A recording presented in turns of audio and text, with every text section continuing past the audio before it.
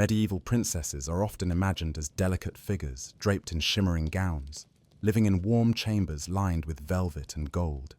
Yet the real life behind those stone walls was far harsher, far colder, and far more demanding than the stories ever admit. Their world was shaped by duty, politics, and the unrelenting expectations placed upon young shoulders. Tonight, you'll drift gently into that world, not as an observer, but as someone who is suddenly living inside it. If you fall asleep to these videos, feel free to like and subscribe so you can find them again easily. And let me know where you're listening from tonight and what time it is for you. Take a moment to settle in. Dim the lights, adjust your pillows, and tuck yourself in. Let your breathing soften. Allow the day you had to fade a little as you shift into a slower rhythm. As your breath steadies, the air around you seems to thicken, as if the room itself exhales. The modern world, the hum of appliances, the glow of your phone, the quiet familiarity of your space, begins to dissolve like mist at sunrise. A faint chill brushes your cheek, then another. The scent of something earthy and old slips in, like rain-soaked stone and cold air drifting through a narrow window. Your pillow seems firmer beneath you, the blanket rougher. Somewhere close, you hear soft rustling, the delicate patter of tiny feet, the crack of cooling embers. The darkness feels different now, heavier, deeper, as if electric light never existed at all. You blink once, twice, and when your eyes adjust, you realize you're no longer in your bed. You've woken in the year 1257. The first sensation is the cold, a sharp, biting cold that sinks straight through your bones, the kind that makes your breath puff visibly in the air. The thin blanket barely shields you from it. Beneath you, your mattress crunches faintly, stuffed with straw, uneven and lumpy. Something scurries in the corner, and the stale scent of old rushes and damp stone fills your nose. Before you can gather yourself, a soft voice whispers, "My lady, you're awake?" A figure sits at the end of your bed, a girl not much older than you. Her clothing is simple but clean, her hair braided tightly and tucked beneath a linen cap. She looks relieved to see your eyes open, as though she's been waiting for the exact moment you stir. "My lady, morning prayers will begin soon. We must be quick." You try to speak, but your voice catches. The cold steals your breath, and the shock of where you are, who you apparently are, ripples through you like a sudden wave. The chamber is dim, lit only by the faintest trickle of dawn seeping through the narrow slits carved into the stone. They let in more wind than light. The girl stands, her breath misting in the air. Anna has already started the fire, but it died in the night, as usual. "Let me help you rise." When your feet touch the floor, the chill feels brutal, almost painful. You gasp. The girl, your lady in waiting, steadies you with practiced hands. "It's always worst at this hour," she says softly. "But once we have you dressed, it won't cut quite so sharply." She brings over layer after layer of unfamiliar fabric, a linen shift, slightly scratchy against your skin, a heavier gown dyed a muted blue, a cloak of thick wool that smells faintly of smoke.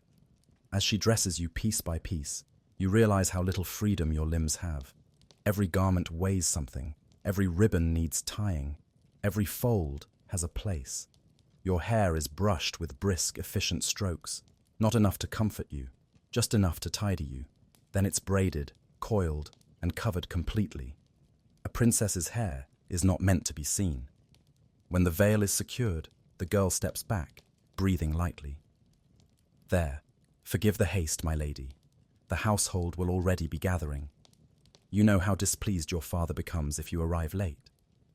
Father. The word slams into your chest, unexpected and heavy. Whoever he is in this world, he is someone you're expected to fear. The corridor outside your chamber is no warmer. Your slippers are thin, your breath fogs the air, and the walls drip faintly with moisture. Servants hurry past carrying candles, baskets, heavy cloaks. A few nod to you without speaking, not out of rudeness, but out of deeply ingrained hierarchy. As you walk, the castle reveals itself piece by piece.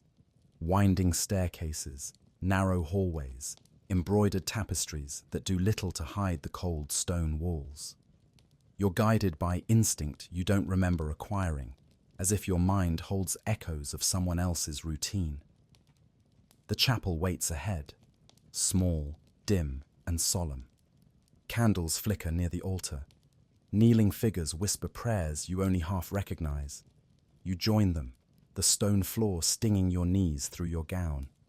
The priest's voice drones in Latin, rhythmic and distant, like a tide you can't fight. In this world, your new world, prayer is not optional. Neither is obedience. Your stomach rumbles quietly. You haven't eaten, haven't warmed up, haven't truly woken from the shock of your transportation. Yet everyone around you performs this ritual with calm resignation. This is their life. This is your life now too. When prayers end, you finally lift your head. The chill feels slightly less vicious, though still unrelenting. Anna appears beside you again. Breakfast waits in the hall, my lady. And after, your father wishes to speak with you.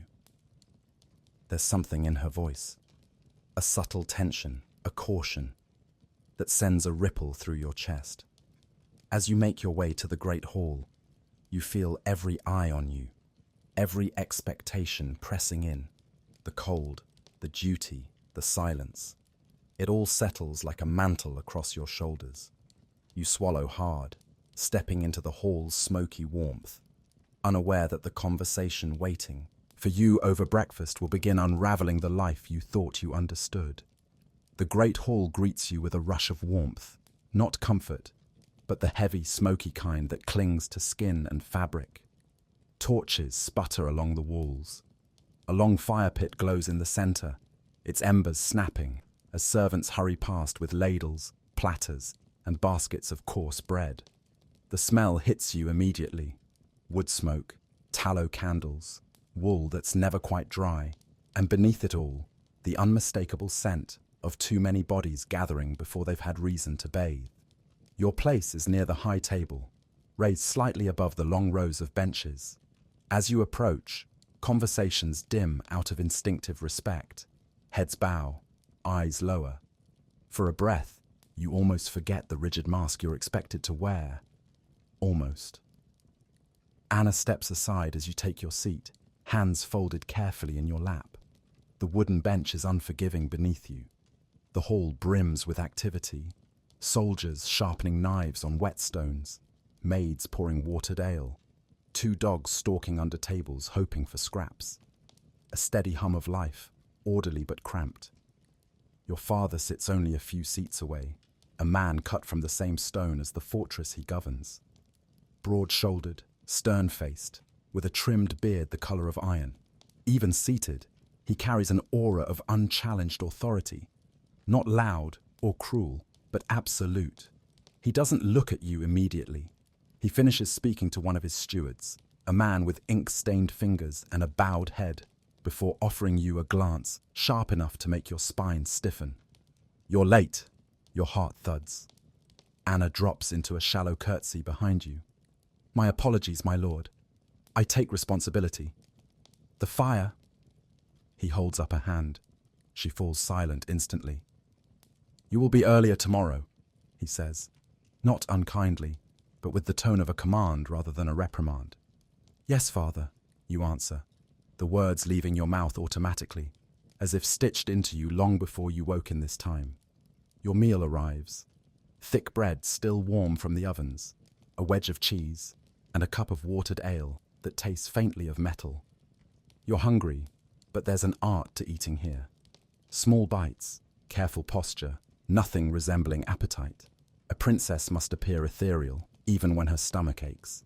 As you pick at your bread, the hall gradually fills with noise again. Utensils clatter, dogs scuffle. A few soldiers laugh too loudly, until silenced by a steward's glare. Yet beneath this bustling surface, you sense something taut, something unspoken.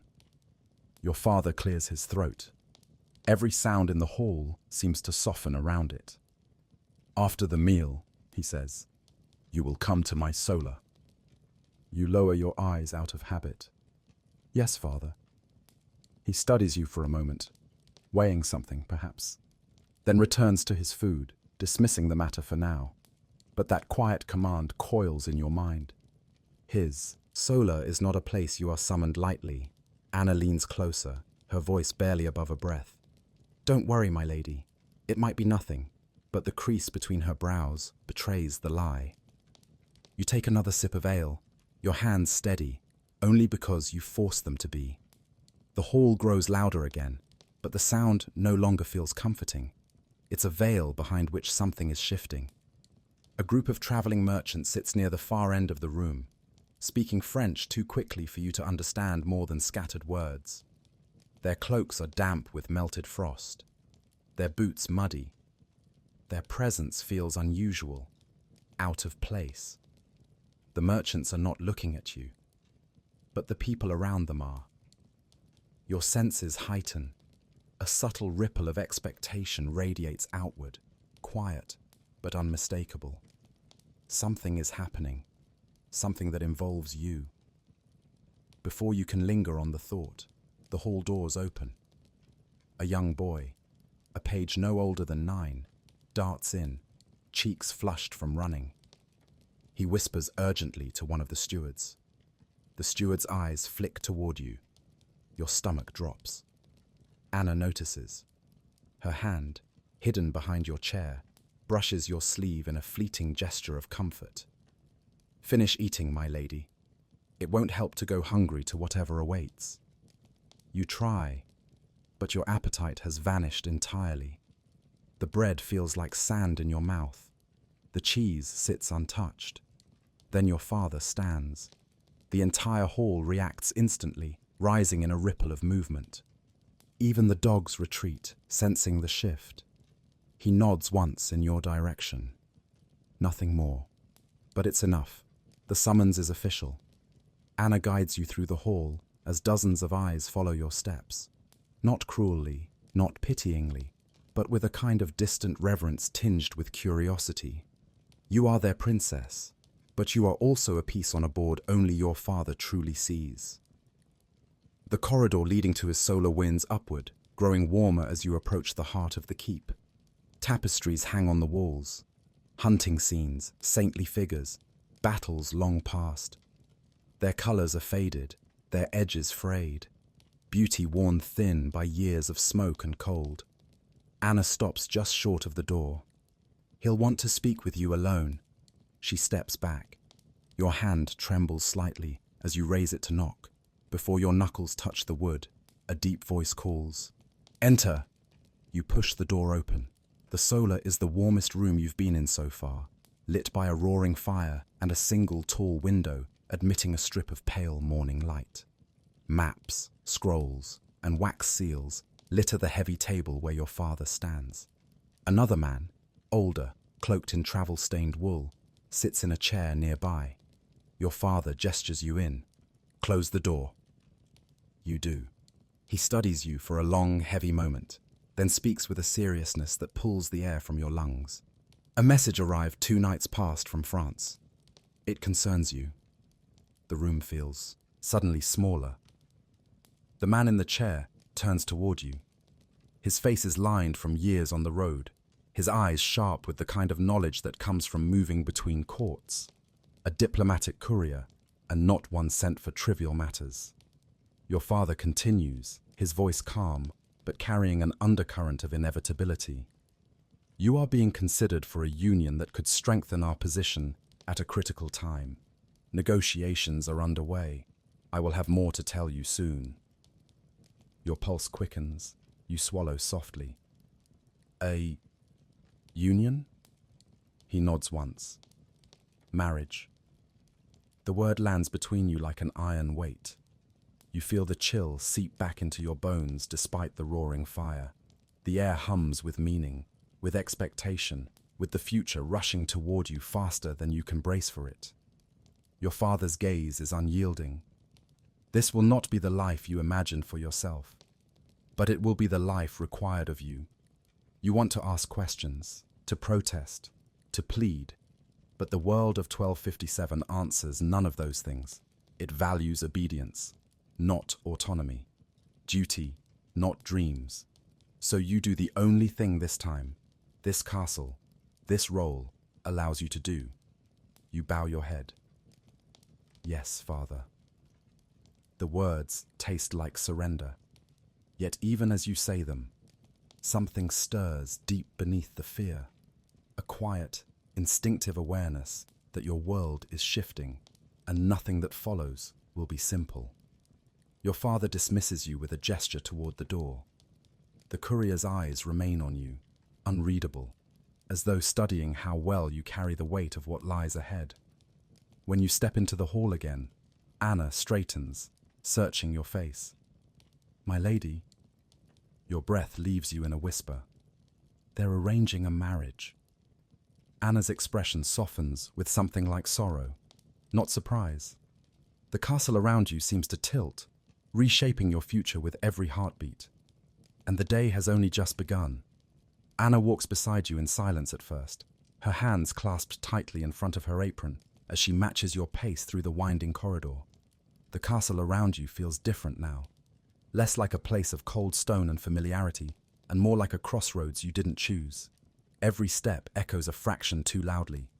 Every gust of winter air feels sharper against your skin. When you reach your chamber, Anna finally speaks, closing the heavy wooden door behind you with a soft thud. My lady, I'm sorry. You shake your head, unsure whether the gesture means acceptance or denial. You don't know which you prefer yet. The rushes on the floor crackle beneath your slippers as you move toward the small table near the window. The faint light of morning brushes your hands, pale and thin like the season itself. Anna hesitates. Did he say with whom? No, you answer. Just that negotiations have begun. She exhales slowly, the kind of breath that carries worry she doesn't dare speak aloud. But she tries to soften her expression, for your sake. Then it may still be some time before things are decided. You know what she's really saying. There is no stopping it, only waiting for the shape of the future to reveal itself. Before you can respond, a knock rattles the door. You turn to see one of the older stewards leaning his weight on a gnarled walking stick, his grey hair tied back with a scrap of cloth. His eyes flick briefly toward Anna, then settle on you with stern authority.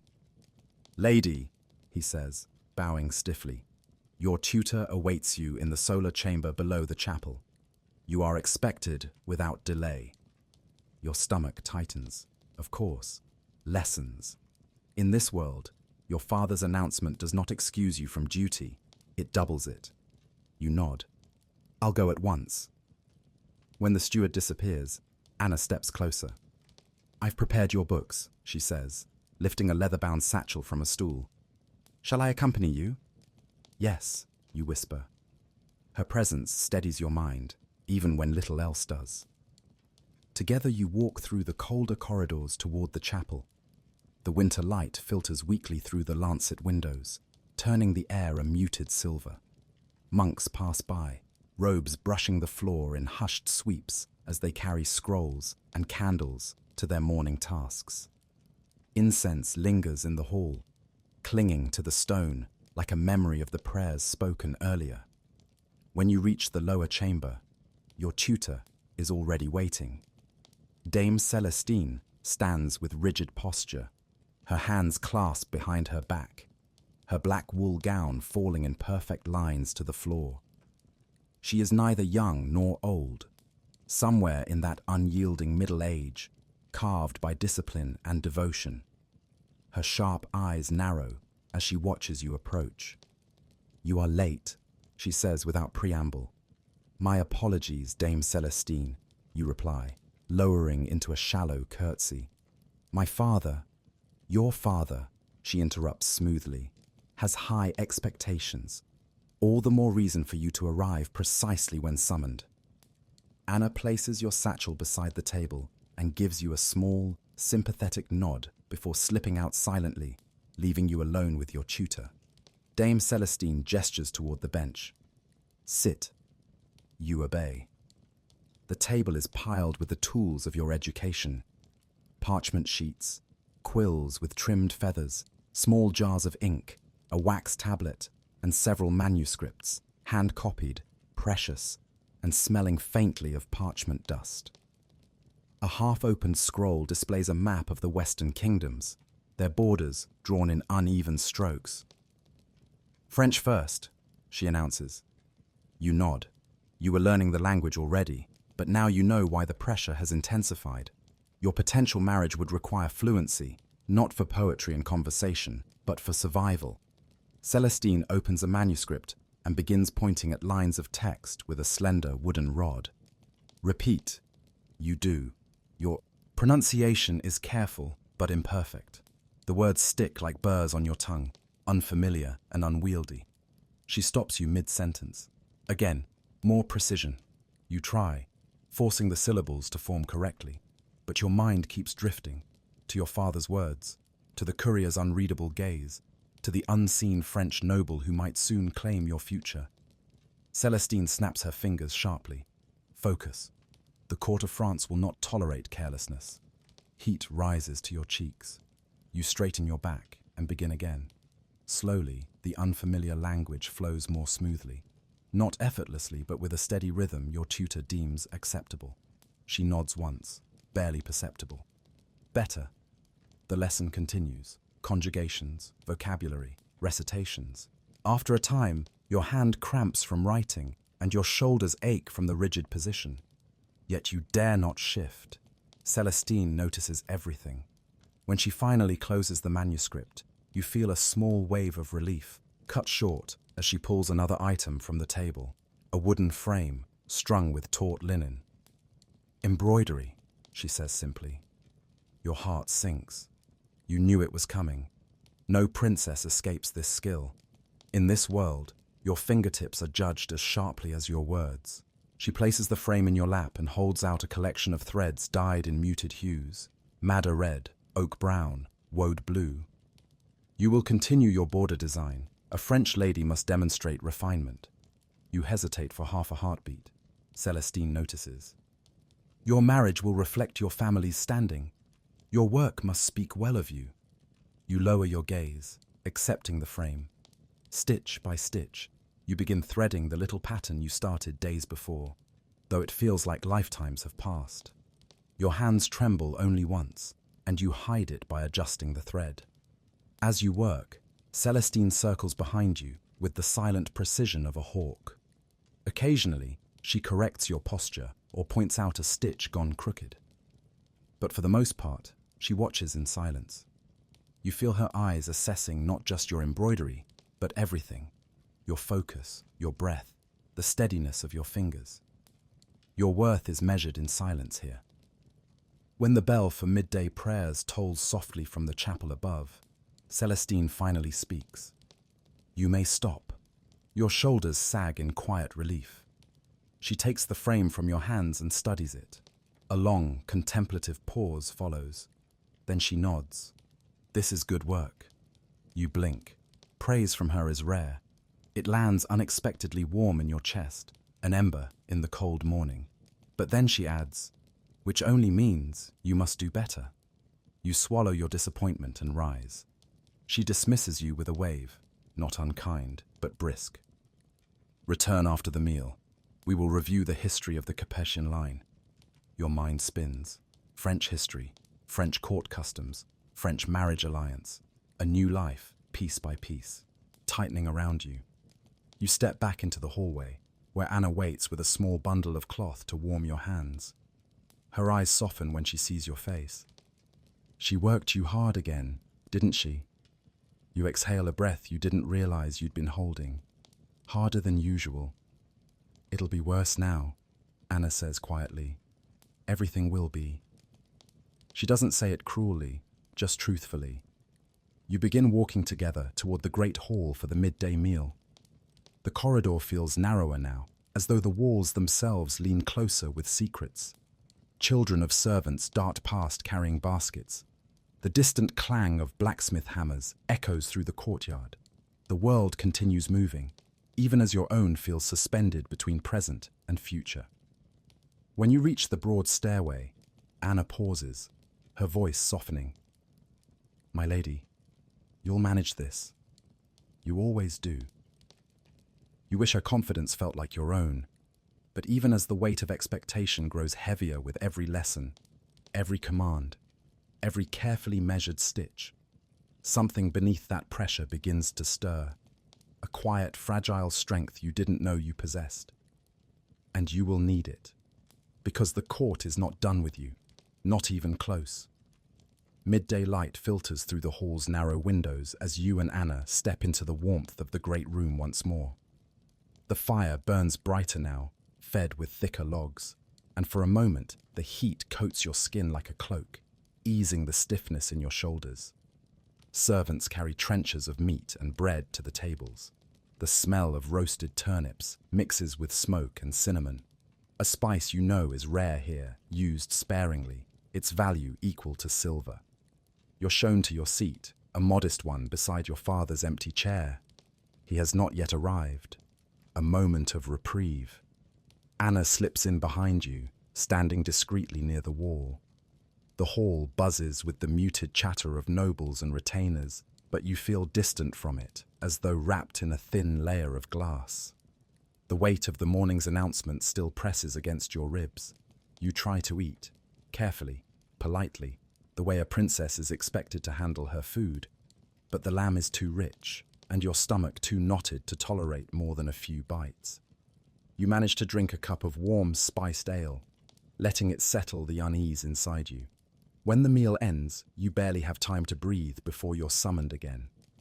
This time, it's not by your father or tutor, but by Lady Marianne, the castle's chief noblewoman and an embodiment of every expectation placed on the shoulders of women born into your world. She stands at the far end of the hall, tall and composed, her veil pinned with polished bone combs, her gown embroidered with the discreet but unmistakable motifs of her husband's lineage. A figure who commands respect without ever raising her voice. "Come," she says, beckoning you with a graceful hand. Unlike Dame Celestine's sharpness, her tone is soft, but no less authoritative. Anna bows and steps aside to let you follow. Lady Marianne leads you through a side corridor you rarely use, one lined with portraits of ancestors whose names you've recited in countless genealogical lessons. Their faces stare down at you, grave, composed, threaded with the unmistakable message that duty is older than you, older than them, older than memory. The chamber she guides you into is warm, filled with the gentle clatter of women working. Several noblewomen and 2 older servants sit around a large table covered in bolts of cloth, bits of lace, wooden stretchers, and glass bottles of herbs. "This," Lady Marianne says, closing the door behind you, "is the part of a princess's education that does not fit neatly into books." Her words are gentle, but the truth behind them feels overwhelming. She gestures for you to sit. In time, you will oversee households of your own. You must know how to manage them. One of the older women, her hair silvered and her hands marked by years of precise work, places a small ledger in front of you. "Begin with this," she says, voice raspy but warm. "Inventory of textiles, completed yesterday." You open the ledger. Columns of parchment list linen, wool, brocade, hemp thread, dyes, even broken needles counted individually. Your eyes widen. You hadn't realized the castle tracked such details. Lady Marianne smiles faintly, seeing your surprise. "A noble household runs on the invisible labor of women. The men wield swords, but we wield every tool that keeps a castle breathing." Another woman sets a small wooden box next to you. Inside are tiny vials of herbs, tied bundles of dried leaves, and 2 polished stones. "You must learn what keeps a family alive," she says, her voice soft but steady. "The remedies for fever, the right herbs for burns, what eases childbirth pains." Childbirth. The word strikes with more force than you expect. A sudden image surfaces, vague, unfamiliar, but primal. Blood, sweat, fear, and the quiet possibility of death that follows every woman in this world. You swallow hard. Lady Marianne watches your reaction with a knowing gaze. Do not fear it more than you must, but do not pretend it is anything less than dangerous. She picks up a vial of crushed willow bark. We teach you this because it may save lives, perhaps your own, perhaps your children's. You nod, though your hands tremble. The future feels like a heavy cloak settling around your shoulders, weighted with expectations you neither chose nor fully understand. After studying the herbs, Lady Marianne shifts the lesson to repairs. Sewing tears in sleeves, patching children's cloaks, overseeing the work of servants who will do it daily. She guides your hands gently but firmly, adjusting your grip on the needle when it falters. Your stitches are decent, though slower than they should be. One of the elder women pats your shoulder kindly. Speed comes later, neatness comes first. You exhale, grateful for the softness, but the moment is short-lived. Lady Marianne opens a new scroll. It is a list of potential alliances, names of lords, duchies, and regions written in elegant script. France appears more than once. You try not to stare at it. Lady Marianne notices anyway. A marriage, she says, is never solely about you. It is about the land you bring, the debts you erase, the peace you forge. But do not mistake that for lack of importance. Your steadiness can bring stability to many. Her voice is calm, but the words sink deep. The kind of truth you cannot outrun. Do you understand? She asks softly. You nod slowly. I believe so. Good. She touches your shoulder lightly. Then we continue. The hours pass slowly as you learn the inner workings of the household.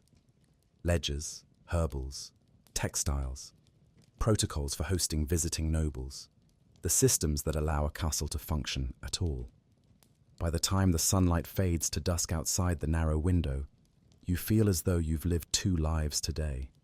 One in your father's solar, where your future was decided without you, and one here, among women whose world is both limited and vast in ways you hadn't understood.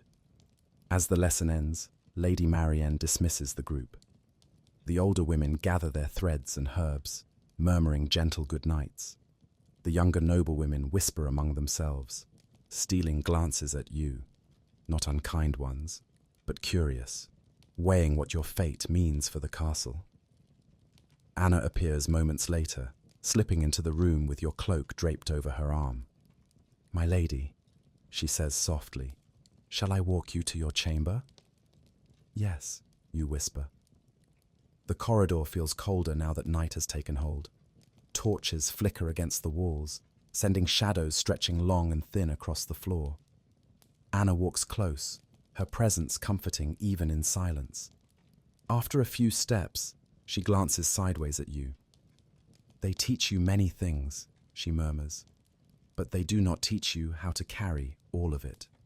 The truth of that settles heavily on your heart. Do other women, you begin, then hesitate. Do they ever grow used to it?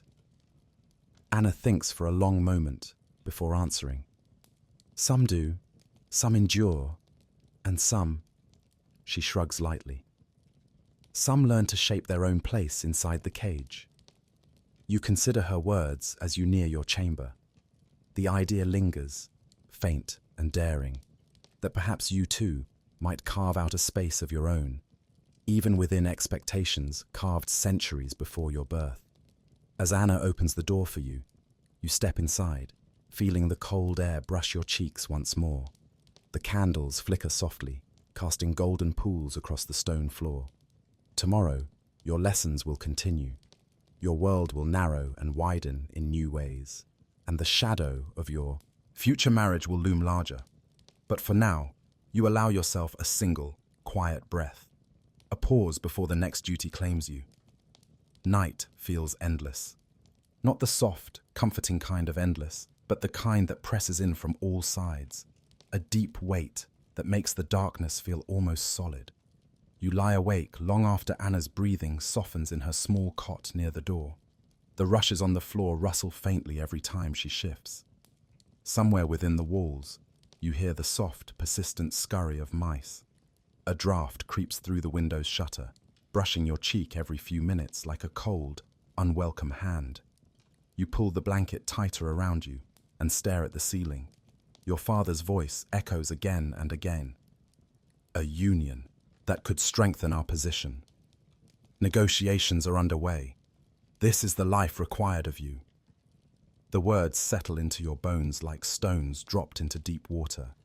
Each one sinks slowly, painfully, until you feel their weight in your ribs, your throat, even the tips of your fingers. You try to focus on your breathing, slow, deep, quiet, but your mind refuses obedience. It leaps to the faces of women you saw today. Lady Marianne, composed and capable. Dame Celestine, sharp as a blade. The older noblewomen with steady hands and patient smiles. All of them shaped by duty, all of them confined in one way or another. Is that what I will become? The question slices too close. You turn onto your side, tugging the blanket until its coarse wool scratches your chin. A long moment passes. The silence swallows your confession, but not cruelly.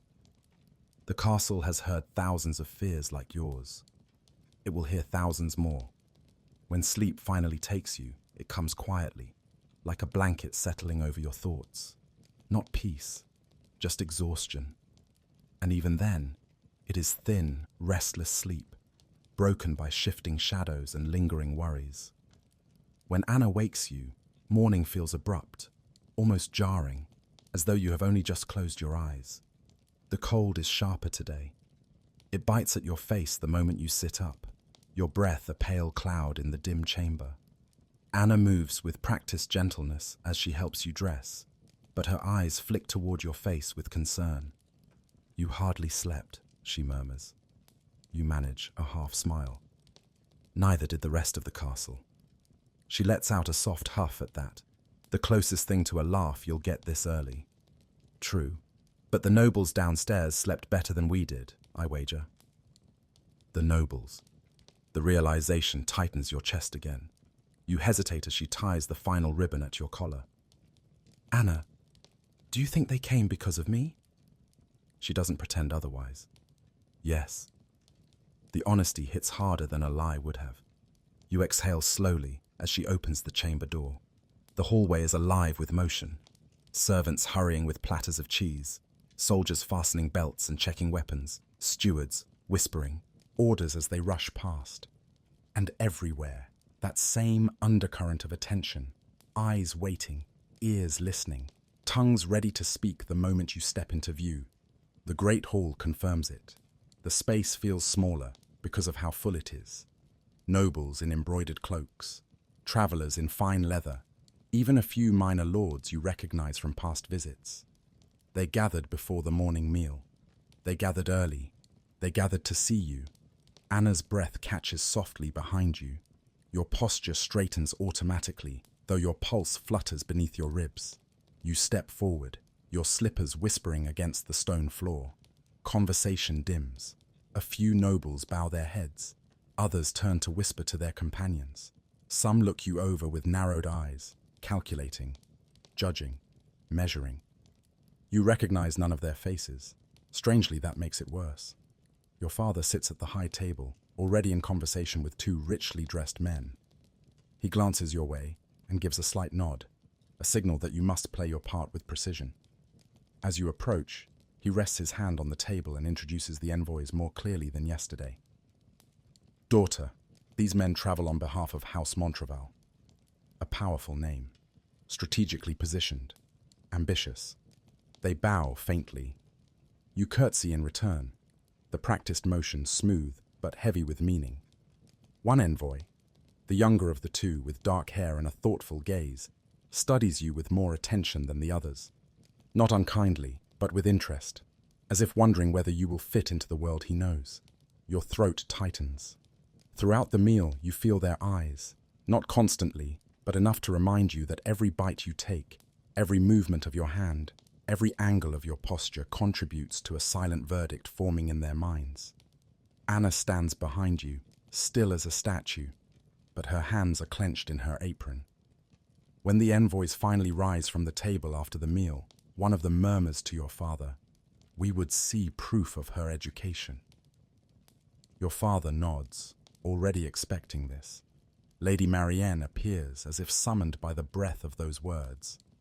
The gallery is prepared. Her voice is soft, but the meaning behind it is uncompromising. You will be watched. You will be tested. You will be judged. And you understand, with sudden clarity, that today is not merely about showing your accomplishments. It is about determining whether you deserve the life that has already been chosen for you. Anna leans close as you stand, her whisper barely a thread of sound. "Remember, my lady, you've endured far more than they know." You inhale slowly. You can do this. You have to. And as Lady Marianne guides you toward the gallery, the weight of dozens of eyes follows you. Heavy, expectant, unyielding. This is the moment the court begins deciding your fate, and you are painfully aware of every heartbeat carrying you toward it.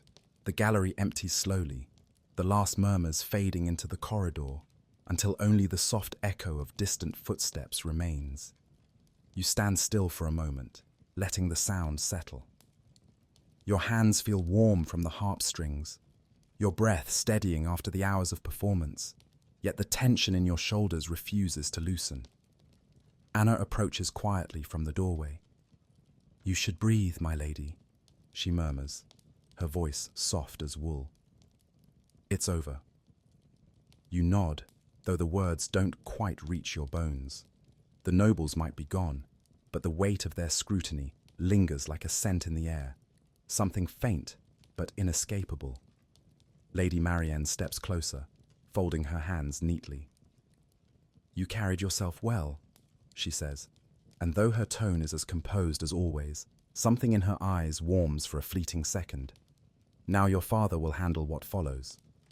What follows? The phrase curls around you like a shadow.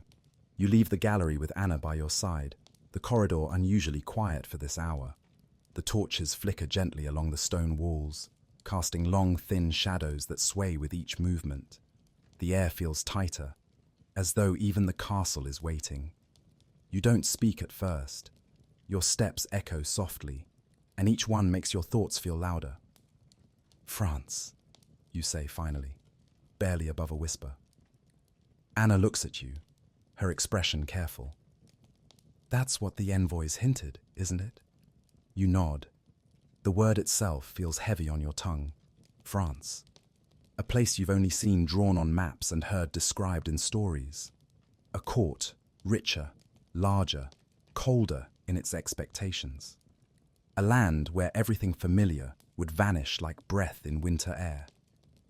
You reach the staircase and pause at the top. From below, the sounds of the castle drift upward. Maids carrying buckets, guards speaking in low voices, the faint clang of metal from the courtyard where someone sharpens a blade. Life continues, indifferent to your fear. "My lady," Anna says gently, "you should eat something before the afternoon lessons." But as she says it, a steward appears at the far end of the hall, leaning on his walking stick. He raises his voice just enough to carry. "The Lord requests his daughter in the solar." The solar. Your stomach tightens. That room has been the center of all recent decisions. Quiet conversations behind closed doors, documents spread across tables, letters sealed with wax. It is the chamber where your future seems to shrink into a handful of sentences spoken by men who never ask what you want. Anna squeezes your arm lightly before stepping back. "I'll wait just outside." You follow the steward down the corridor, the silence stretching in long threads between your steps.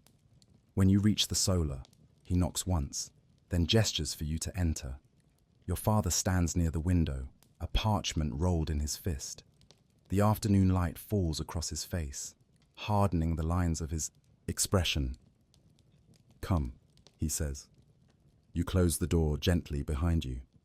He studies you for a long moment, as if reassessing everything he saw this morning. You did well before the envoys. You lower your eyes respectfully. Thank you, Father. He nods once, acknowledging your composure, but he doesn't soften. He seldom does. Instead, he holds up the parchment. A message arrived from the French court, he says. It reached us late last night. Your breath stills. You watch his fingers grip the parchment more tightly, the wax seal already broken. They have expressed interest in renewing an alliance, he continues, and they have asked directly about you. The words land slowly, like drops of cold water falling into a still basin. They ask, your father says, if you are prepared. Prepared. You feel that word inside your ribs, tight and unyielding. He sets the parchment on the table and studies you with an intensity that forces you to straighten your spine. Their prince is almost 19, well-regarded, devout, educated. His tone is practical, not comforting. He lists qualities the way a man might recite the advantages of a good treaty. You try to picture the prince as your father describes him, but all you see is a silhouette with no features, no voice, only expectation. Your father steps closer. This is not yet a proposal, he says, but it is the step before one. Your voice feels small when you finally speak. And when they do propose, his expression does not change. We will consider it. But you hear the truth beneath the phrasing. There will be no considering. Not really. Your life has already begun tilting toward France. Your father dismisses you with a nod, already turning back to the table where maps and letters await. Decisions keep forming, multiplying, branching into futures you are expected to walk into without hesitation. When you step back into the hallway, Anna straightens instantly. Well? You exhale slowly. It's begun. Her eyes soften. I'm sorry, she whispers. You don't answer. You're not sure what words could fit inside your chest when it feels so full of uncertainty, of stories you don't want to live, of roads that stretch farther than you can see. She reaches out carefully, brushing her fingers against your sleeve. A small gesture, but the only one allowed. You're not alone, she says softly. You walk together in silence, through the corridor, down the stairs, into the courtyard where the winter air feels like a cold reminder of how quickly your world is shifting. And behind you, in the high stone keep, men continue speaking your name with the quiet certainty of people shaping your future with ink and wax. France is no longer a rumor. It is a direction. It is a door opening. And whether you're ready or not, you are expected to walk through it. The castle seems to sense the shift before you fully do. In the days following the message from France, everything grows sharper, quicker, more alert. Servants move with new urgency. Stewards whisper as they cross the courtyard. Letters arrive through the gatehouse at dawn, carried by horsemen whose breath fogs in the winter air. And everywhere you go, eyes linger a fraction longer. Whispers trail behind you like a faint, persistent echo. France. The prince. A match that could change everything. No one says it outright to your face, but the knowledge curls its way through the castle's atmosphere, settling into its walls, its floors, its air. Your future is becoming something the entire household is preparing for, even if you have not yet been asked what you desire. Lady Marianne summons you early on the third morning after the envoy's visit. She stands waiting in the solar beside a table covered with fabrics, ribbons, and bolts of cloth laid out like offerings. Come, she says, her hands resting delicately on the table's edge. There is much to be done. Anna remains by the doorway, her hands folded, her expression shadowed with quiet worry. Marianne unfurls a length of deep indigo wool, smooth and expensive, dyed with pigments so costly you rarely see them in anything but the Lord's garments. This, she says, is for your new gowns. You blink at the fabric, surprised. New gowns? You must present yourself as worthy of a foreign alliance, Marianne explains, lifting another bolt of cloth, soft, muted green with a faint sheen. Your clothing will speak before you ever do. You touch the fabric lightly, the threads cool beneath your fingertips. It feels unlike anything you've worn before, more refined, more deliberate, as though each fiber carries intention. Marianne continues laying out pieces, each one more luxurious than the last. Silk from Lombardy, brocade woven with gold threads so fine they catch the morning light, embroidered linen that would take months to replicate. These will be your first impressions, she says. France must see the dignity of your house reflected in every stitch. The words settle heavily. Not just clothing, but armor of a different kind, fabric meant to shape how the world sees you. A seamstress enters the solar with a measuring cord, bowing before approaching you. Her hands are steady and gentle as she takes your measurements, murmuring small observations to Lady Marianne. Her shoulders carry tension, the seamstress notes softly. Tension is expected, Marianne replies, though her eyes flick toward your face, watching carefully. She is preparing for an uncertain future. When the seamstress withdraws, Marianne gestures for you to sit. We will begin additional lessons today, she says. Your new life requires skills your current ones only touch upon. You swallow. More lessons? Her expression softens slightly. I know you are tired, but preparation is your protection. The French court is particular. Every gesture matters. Every word has meaning. Their nobles watch more closely than ours. You sit straighter, feeling the weight of her words. What must I learn? Everything, she answers simply. She begins with posture, not the rigid bearing you already know, but the fluid, measured poise of French nobility. You learn how to stand without appearing stiff, how to bow without seeming meek, how to move through a room as though the space belongs to you without claiming it too boldly. Confidence, Marianne says, circling you slowly, is the language of courts. But confidence must not become pride. Pride becomes threat. You nod, though the thought coils in your stomach. Next come the courtly greetings, phrases in French, not for conversation, but for diplomacy. Greetings reserved for kings, for queens, for future mothers-in-law, for princes, whose alliance you must someday navigate carefully. Dame Celestine joins halfway through the lesson, her voice crisp and cold. Her accent must be precise, she says, listening to your attempts with ruthless attention. The French will have no patience for muddled speech. You repeat a phrase again, correcting each syllable. Your mouth aches from forming unfamiliar shapes, your mind stretching uncomfortably around meanings not your own. Hours pass. The candles grow shorter. Your back aches from sitting straight. Your throat tightens from speaking so much in a tongue that still feels foreign. Anna appears with warm drinks, offering quiet glances of sympathy. She doesn't speak unless permitted, but her presence steadies you more than any lesson could. When Marianne finally calls for a pause, your head feels heavy with all you've learned and all you haven't yet mastered. She sits beside you, hands folded neatly.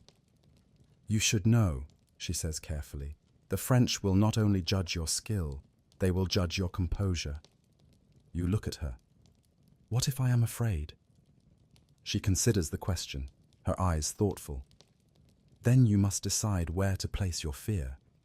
In your heart, or behind your ribs, where no one sees it. And if it refuses to stay hidden, then you remind yourself that every princess before you has felt the same, and they endured. Her words have weight, the kind shaped by generations of women who walked the same narrow path, carrying burdens no one asked them if they wanted. A servant arrives then with a sealed letter in hand. He bows deeply before offering it to Lady Marianne. She breaks the seal, scans the page, and looks up with a quiet inhale. Another message from France. Your pulse quickens. Marianne reads silently for a long moment before lowering the parchment. They are sending someone, she says, a lady in waiting from their court. She will arrive within the week. Why, you ask, though you already sense the answer. To oversee the remainder of your preparation. Your breath catches. So soon? So soon, Marianne says softly. Their interest is deepening. Anna's eyes widen in the background, hands gathering in her apron. Marianne stands, placing the parchment on the table. Her name is Lady Isabel. She is known for her precision, her loyalty, and her influence within the French household. Influence, you repeat quietly, tasting the word. She will judge me too. She will guide you, Marianne corrects, though the line between the two is thin. You feel something shift inside you, a mixture of fear, curiosity, and the stark realization that your life is no longer on the edge of change. It is in the midst of it. As you rise from the table, Anna walks beside you, her steps as steady as yours are not. France is coming for you, she murmurs, her voice low. You look toward the courtyard, where the winter sky hangs low and heavy, clouds drifting like slow-moving ships. And you whisper back, barely audible, I know. The castle feels unsettled the morning Lady Isabel is expected to arrive. Even the air seems different, charged, as if the walls themselves are bracing for someone important. Servants hurry through the halls with extra polish on their boots and urgency in their steps. Tapestries are shaken out, floors swept twice. The great hall smells of fresh herbs hung discreetly by the hearth to make the cold air seem less sharp. Anna laces your gown more tightly than usual, her fingers trembling slightly, though she tries to hide it. They say she traveled through the night, she murmurs. Her escort rode ahead at dawn. She'll be here soon. You inhale carefully, trying to settle the flutter in your chest. Do you know anything more about her? Only what Lady Marianne's told us, Anna says. That she's trusted by the French court, and that she has a reputation for noticing everything. You resist the urge to sink deeper into your cloak of unease. Instead, you lift your chin, hoping the gesture will convince your body to believe the poise your thoughts lack. A bell tolls from the courtyard. The sound slices through the morning like a blade. Anna glances at you. That must be her. You follow her through the castle, your steps measured and quiet. The corridor opens into the upper gallery that overlooks the courtyard below. Snow still clings to the edges of the roofline, melting slowly into dripping icicles. You stop beside the railing. Below, a dark carriage rolls through the open gates, pulled by two grey horses with braided manes. The French banner, blue, stitched with pale gold, flutters on the side. Your heart thumps hard, once. Then again. The door of the carriage opens, and a woman steps out with a grace so fluid it seems practiced. Lady Isabel is older than you, perhaps in her late 20s, but carries herself like someone who has long known her place in every room she enters. Her gown is deep wine red, trimmed in velvet, practical for the cold yet undeniably elegant. Her posture is impeccable, her expression calm, composed, unreadable. She surveys the courtyard once, as if absorbing everything within a single breath. Then her gaze lifts and lands directly on you. The distance doesn't soften the look. It is sharp, assessing, but not unfriendly. Rather like someone examining a tapestry to see how fine the threads truly are. Lady Marianne appears at your side. Do not look away, she murmurs. First impressions matter. You hold Isabel's gaze for one heartbeat longer before she finally turns toward the steps. Only then do you release the breath you didn't realize you were holding. Marianne touches your elbow lightly. Come, we will greet her in the solar. Anna stays behind as you descend the stairs with Marianne, though she gives you a small, reassuring nod from the railing. You follow Marianne into the solar, the room warm from the fire but tense with expectation. Moments later, Lady Isabel enters. She inclines her head in greeting, not low, but with measured dignity. My lady. Her voice is smooth, lightly accented, each syllable placed with precision. Marianne bows slightly. We are honored by your arrival.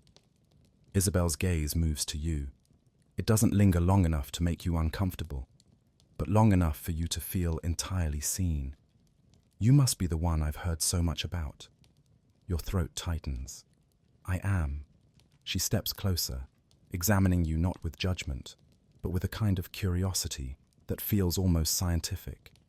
You resemble your father, she observes, but your eyes, those belong to your mother.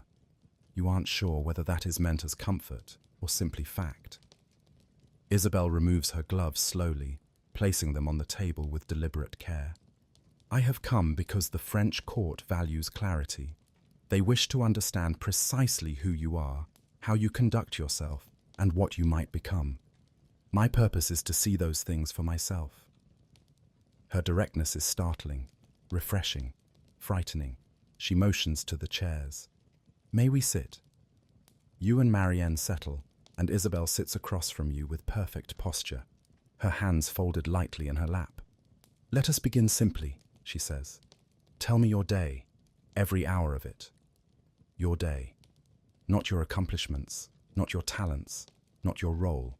Your day. You hesitate, unsure where to begin. Isabel waits patiently, though her eyes study every flicker of your expression. So you tell her, quiet meals, morning lessons, embroidery, the harp, language practice, time in the garden, the occasional moment of rest. She listens intently, nodding once in a while, as though piecing together something important. When you finish, she doesn't comment on your skills or schedule. Instead, she asks, and what part of your day feels most like yourself? The question lands like a soft but unexpected weight. You blink. I don't know. Her brow lifts a fraction. Then that is something we shall discover. Marianne shifts beside you, surprised by Isabel's direction, but she doesn't interrupt. Isabel leans back slightly, thoughtful. The French court is a world of observation. Every noble there learns to read others quickly, intentions, fears, strengths. But few ask themselves a more essential question. She meets your eyes. What is it you want them to see? You open your mouth, close it, open it again, but no answer comes. Not because you haven't thought about it, but because you've always been told what you must be, never what you hope to be. Isabel sees the struggle. Her expression softens for the first time. Do not fear the truth. Even if you cannot name it yet, we will find it together. She rises then, signaling the discussion's end. This afternoon, I will observe your lessons. Say nothing different. Act nothing different. Hide nothing. I wish to see you as you truly are. She bows her head slightly, then leaves the solar with quiet steps, her cloak sweeping gracefully behind her. The door closes. Silence settles. Marianne exhales slowly. She is formidable. You nod. Your hands tremble slightly in your lap. She asked what I want them to see. And what did you answer? Nothing, you whisper. Anna reappears in the doorway, looking between you and Marianne with concern. Is she very strict? You breathe in, breathe out. She is exact. Anna steps closer. Exact can be dangerous. Or necessary, Marianne murmurs, for what awaits her. The words drift through the room, heavy and true. And you realize, France is no longer approaching at a distance. France has walked through your gates, shed its gloves, and now stands in the solar, waiting to judge who you will become. Lady Isabel's presence changes the atmosphere of every room she steps into, not with volume, not with demand, but with a quiet certainty. An invisible line she draws across the space, marking where attention should fall. Even the servants sense it. They bow a little deeper, speak a little softer, move a little more carefully. You feel it most of all. When afternoon lessons begin, Lady Isabel does not sit. She stands near the mantel, hands folded neatly behind her back. her eyes following your every movement with unwavering precision. Lady Marianne pretends to continue the lesson exactly as before, but you see the slight stiffness in her posture. Isabel's presence shifts her too. Begin with the French text, Marianne instructs, gesturing to the manuscript. Your throat tightens the moment you open your mouth. You read slowly, carefully, trying to shape each sound with the exact placement Dame Celestine drilled into you. But now, with Isabel watching, you feel your breath catching with every unfamiliar vowel. When you stumble, Isabel tilts her head slightly, not critical, just noticing, always noticing. You correct the phrase and finish the passage. The silence that follows feels immense. Then Isabel speaks. One more. Her tone is calm, not sharp, but it leaves no room for refusal. You read again, this time focusing less on the sound and more on the meaning. You try to let the words feel like something living, not just something memorized. When you finish, she nods once, just once. It somehow feels more meaningful than any full sentence. Good, she says. Your accent is still shaped by this region, but it is softening. You feel a flicker of warmth in your chest, small but real. Then come the posture exercises. Lady Marianne corrects your shoulders. Isabel watches how well you adapt. She observes how quickly you follow a command, whether you hesitate, whether your body strains against the position or accepts it with grace.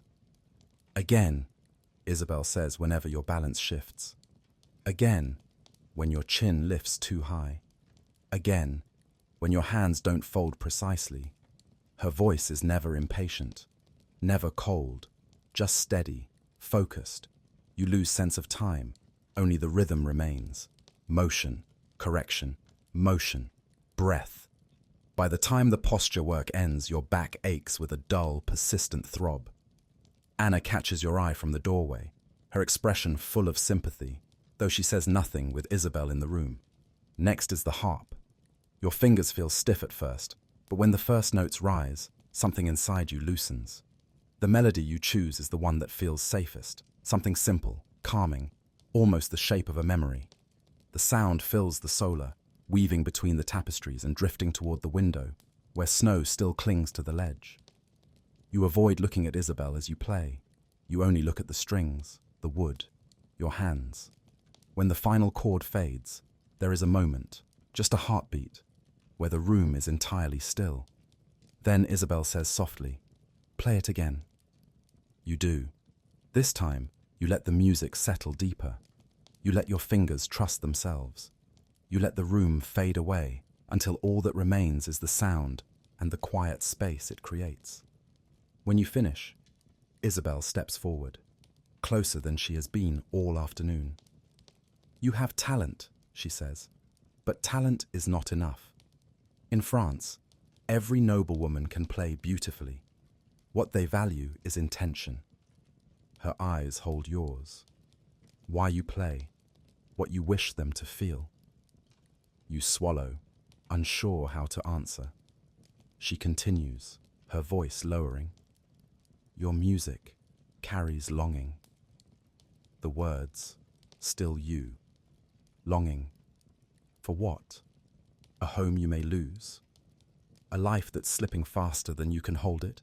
A future whose shape frightens you?" She doesn't elaborate. She doesn't need to. Instead, she turns to Marianne. We must deepen her expressive lessons. Not just skill, but presence. Marianne nods, though you see a flicker of surprise. "I will adjust the schedule." Isabel faces you again. "Come, walk with me." You glance at Marianne, who gestures for you to go. Anna steps aside as Isabel leads you through the corridor, her pace slow, thoughtful. She doesn't speak until you reach the open walkway overlooking the courtyard. Snowflakes drift lazily now, softer than before, settling on the stone railing. Isabel rests her gloved hands lightly on the cold surface. "Tell me," she says, her voice quiet. "When you read the French text earlier, what did you think about?" You hesitate. "I thought about saying it correctly. That is not what I asked." You inhale, trying to steady your thoughts. I thought about the envoys. Because you wished to impress them? She asks. Because I felt they expected something from me, you admit. Her eyes soften, not with pity, but with understanding. In France, expectation is constant. You cannot chase it. You must define it. You blink. Define it? She turns fully toward you. Court life does not reward those who are only dutiful. It rewards those who understand themselves. Her gaze sharpens slightly. You must know who you are before they decide it for you. You shift your weight, the cold railing seeping into your palms. I don't know if I do. That, Isabel says gently, is why I am here. A gust of winter air swirls across the walkway, biting at your cheeks. Isabel watches the snow for a moment before continuing. The French prince, she says carefully, is surrounded by sharp minds, ambitious ones. His future wife must be more than polite, more than skilled. She must be someone who does not bend simply because someone expects her to. You feel something inside you stir, fear, yes, but also a thin ribbon of resolve. Isabel lowers her voice. If the match becomes formal, your life will not be simple. It will demand more than obedience. She searches your face. Do you understand? I think so, you whisper. You must do more than think. Her words settle heavy, but not suffocating. They feel like a key placed into your hand, one you aren't yet sure how to turn. Isabel steps back. We continue tomorrow. Rest tonight. You will need your strength. She leaves you standing alone on the walkway, watching her cloak trail behind her like a dark, graceful shadow. Anna approaches quietly once Isabel disappears around the corner. Well? She asks softly. You breathe out slowly, watching your breath fog in the cold air. She's here to see who I am, you say. Anna tilts her head. And who is that? You look out at the snowy courtyard, uncertain. I don't know yet. She slips her arm gently through yours. Then we'll find out together. You let her guide you back inside, though your thoughts linger in the cold air behind you. For the first time, France feels less like a distant force approaching, and more like a presence already shaping the space around you, shaping you. And tomorrow, under Isabel's gaze, that shaping will continue. Lady Isabel's second morning in the castle feels different from the first. Not colder, not louder, simply sharper, as if every hallway has somehow narrowed overnight, as if the air has learned to listen. You wake early, long before the bell sounds, your mind already turning ahead of you. The faint grey of dawn creeps through the narrow window, spreading slow, diluted light across your chamber. You lie still for a moment, listening to the soft crackle of the dying embers in the hearth. Your thoughts drift toward the day before. Isabel's gaze, her questions, the unsettling realization that she was not merely teaching you, but measuring you, quietly, methodically. What will she want today? Anna enters without a word, the door creaking softly as she pushes it open. She carries a small basin of warm water, her breath fogging in the chill. You're awake, she whispers, surprised. I couldn't sleep. Anna sets the basin down gently. Then breathe. Today will be demanding enough without beginning it tired. You sit up while she brushes out your hair, the bristles catching occasionally on stubborn tangles. Anna's movements are soft, careful, but even she cannot hide the tension in her shoulders. She has felt the shift too. Isabel's arrival has turned every servant into a quiet shadow, every noble into an observer. What do you think she'll want today? You ask, voice hushed. Anna hesitates. Something you won't expect. You exhale slowly, resigned to the truth of it. When she ties the final ribbon of your gown, a knock sounds sharply at the door. Lady Marianne enters, already composed, already watching. Lady Isabel requests you in the lower hall, she says. The lower hall? That surprises you. Lessons were always held in the solar, the gallery, or the garden. The lower hall is where guests gather before meals, or where travelers warm themselves by the fire. It's open, exposed, full of movement. You follow Marianne through the narrowing corridors and down the winding stairway, Anna trailing silently behind you. Your footsteps echo faintly, each one pulling you deeper into whatever Isabel has planned. When you step into the lower hall, Isabel is standing near the center, speaking quietly with a steward. Her cloak is removed, her gown a rich, muted green today. Simple, but cut so perfectly it commands more attention than any embroidery could. She dismisses the steward and turns to you. Good, you are on time. Marianne bows respectfully, but Isabel's gaze remains on you alone. We begin a different lesson today, she says. Not language, not posture, not music. You wait, pulse steady but quick beneath your ribs. Today, she continues, I will teach you how to be watched. You blink. Watched? Isabel gestures to the hall around you. Nobles lingering near the hearth, servants walking through with trays, guards shifting at the doorway. France will watch you, she says. Not just in private lessons, but in every moment. Walking, eating, listening. You will be observed when you are tired, when you are angry, when you are uncertain. Their court is trained to notice the slightest change in expression. Her eyes settle on you. And you must know how to move within that world. Lady Marianne steps back, allowing Isabel to take the lead entirely. Isabel approaches you slowly, circling you once the same way she did yesterday, though this time her scrutiny feels different, less like evaluation, more like study. First, she says, walk. You take a step. Not like that, Isabel interrupts gently. Walk as if the corridor belongs to you, even if you feel frightened. You inhale, lift your chin slightly, and step again. Better, she murmurs. But fear softens your stride. I can't simply stop being afraid, you say quietly. I know, she replies. So we control the part of you that fear uses most. Which part is that? She meets your eyes. The part that hesitates. Her words settle deep. You walk again, slower this time, but deliberate. Isabel watches your feet, your shoulders, your hands. Good, she says. Now, turn. You turn. Again, with intention. You turn again, allowing the movement to flow through rather than around you. Better. Isabel's teaching is demanding, but never cruel. She does not raise her voice. She does not scold. Each correction feels like a stone being placed carefully into the foundation of something larger. People filter through the hall as the lesson continues.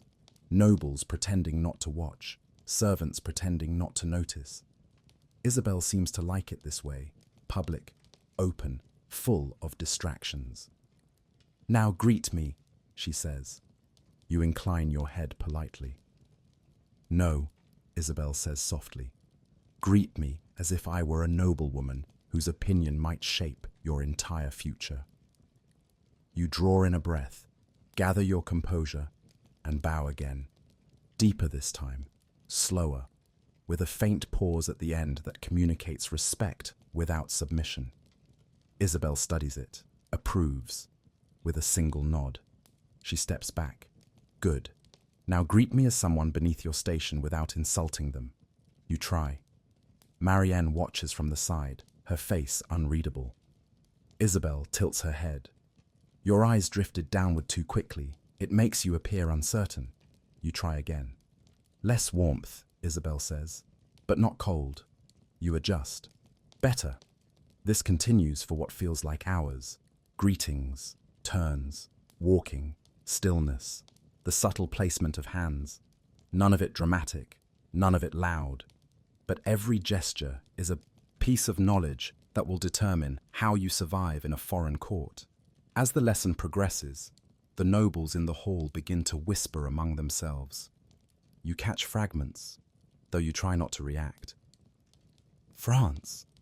She moves well, doesn't she? Isabel is strict for a reason. The girl's life will not be simple. Your stomach twists, but Isabel doesn't let you falter. She steps closer and lowers her voice, so only you can hear. You must learn something essential. You look up. When people watch you, she says softly, they decide who you are before you speak. Your only power is to ensure their decision is wrong. A chill moves through you, deeper than the winter air. Do you understand? She asks. You nod slowly. I think so. You must do more than think, she repeats, echoing the day before. You must practice. She guides you to the center of the hall, where she positions you between two columns. Stand. You do. Now remain still, completely still. No shifting, no fidgeting, no nervous breath. Court life rewards the woman who can endure silence without flinching. You stand. Isabel folds her hands. Hold. You hold, and hold, and hold. Your back aches. Your neck tightens. Your heartbeat pounds in your ears. But you do it. When Isabel finally releases you, she gives you the smallest, quietest sign of approval, a softening at the corner of her mouth. Not a smile, but the beginning of one. You have discipline, she says. That will carry you far. You feel a flicker of something inside you, resolve, perhaps, or something close to strength. Anna approaches as Isabel dismisses the lesson. How was it? She asks softly. You look toward the doorway where Isabel now speaks to a steward, her posture perfect, even in casual conversation. It was... You search for the right word. Hard, but it felt like something I needed. Anna nods, her eyes warm. You did well. I could tell from here. You breathe deeply, letting the warmth of her voice settle the ache in your shoulders. And then, a sudden burst of cold wind sweeps into the hall as the main doors open. A messenger enters, snow clinging to his cloak, his face red from the cold. He carries a sealed letter, one marked with the unmistakable crest of France. Lady Isabel turns quickly, her eyes sharpening. Marianne steps forward instantly. The hall stills once more. The messenger bows deeply. This arrived from the French royal household. Urgent. Your breath stops. Isabel gestures for it. She breaks the seal, reads again, then lifts her gaze, directly to you.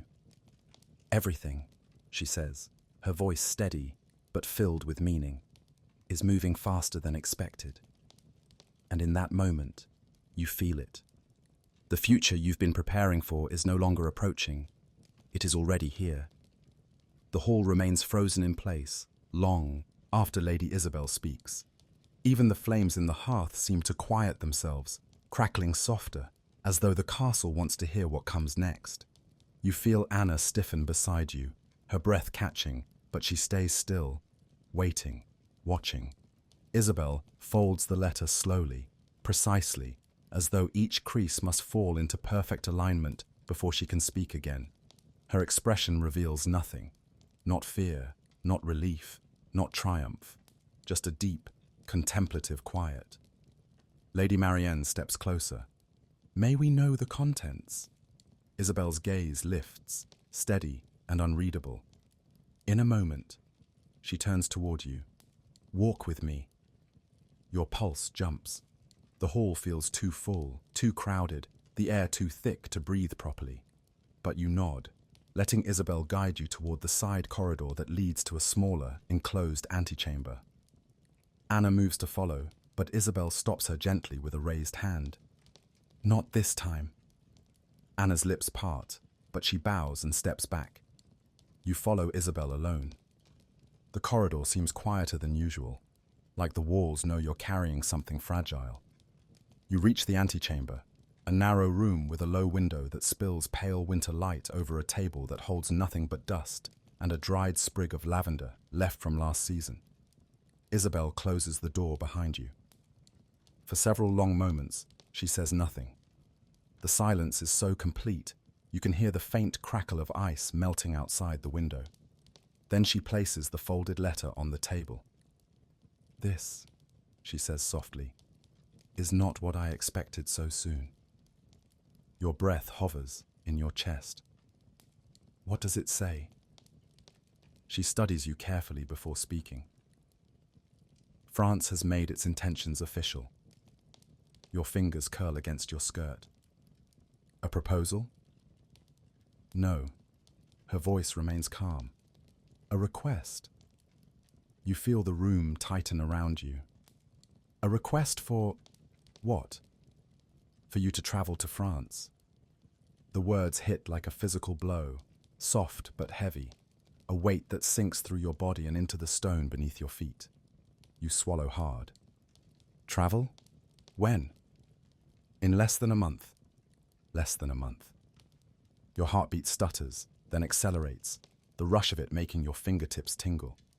That's too soon. Yes, Isabel agrees, but political timing rarely concerns itself with personal readiness. You stare at the letter, unable to reach for it. The thought of leaving this castle, the only world you know, feels surreal, like stepping onto ice that might crack beneath your weight. Is it certain, you whisper, or only a possibility?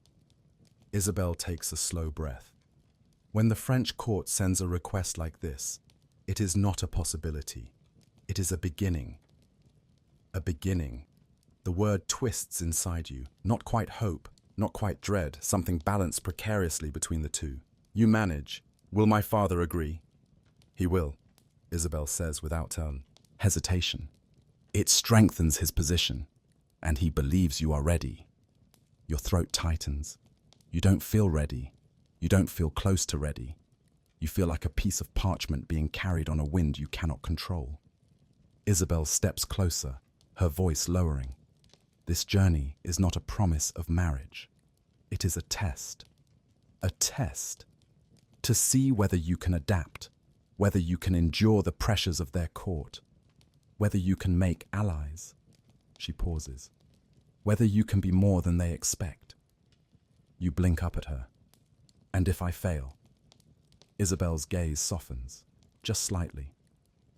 Failing is not what you should fear. Being shaped into something you do not recognize. That is the danger. Her words chill you more than the winter air. You grip the edge of the table, steadying yourself. What do I do? She answers without hesitation. You prepare.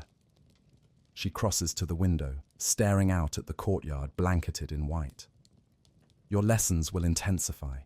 Your days will lengthen. Your decisions will matter more than ever.